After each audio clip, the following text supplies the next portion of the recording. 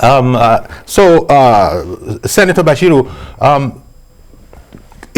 can I therefore conclude that the National Assembly must have seen its way to that conclusion? That is, Mr. President's, at least one of the reasons he's put out there is that it would be too taxing for some people. Whereas other people felt that, look, if this is the only way in which it can be done, then everybody will rise to the occasion and do it. But you and I know that there are other interpretations out there as to the reason that it was specified that only direct primaries shall be the accepted way of doing it.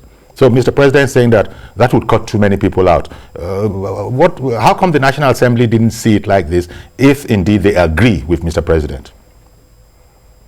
I will first need to address, for purpose of educating the public, that your commentator appeared not to understand, and with respect to him, the essence of Electoral Act, and that the National Assembly has the power by constitution, the same constitution I referred to, gave INEC power to conduct election by item 22 of the exclusive legislative list. The National Assembly has the power to make law with respect to the conduct of the election, to the offices of the president, vice president, governor, deputy governor, and any other offices under the constitution. So to say that there is no need for National Assembly to make law, I think that is not in line with the constitution. And to say that the independence of INEC, whatever that may mean, pretend that they can just decide on the mode of conduct of any election, I think that is also preposterous. And also to say that there is no need to amend the law also show a possible lack of follow-up of what has happened under the extant Electoral Act. If your commentator is abreast of decision in Peterside and Wike, which is about the recognition or otherwise of the card reader under the electoral law, the issue in that case was whether card accreditation using card reader is part of the process for which an election can be determined to have been conducted fairly. Supreme Court said card reader was introduced by way of guideline, and therefore they cannot be reckoned with as part of substantial non-compliance with the Electoral Act. What this new bill had done is now to recognize smart card reader and any other technological device that may be used for the purpose of identification and accreditation. Similarly, overvoting has been an issue in our law court, by which the extant section 45 of the Electoral Act is reckoning accreditation, overvoting in the basis of the number of voters on the register.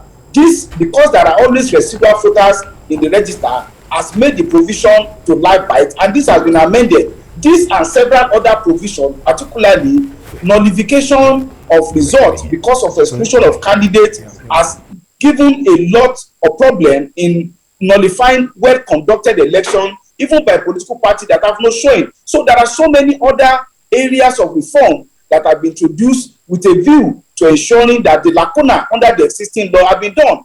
And on the issue of direct or no direct primary, I will say that there is no hard and fast rule as to how a position should be in a democratic society. We're in a plural society, and therefore there are different ideas and perspectives as to how things have been done.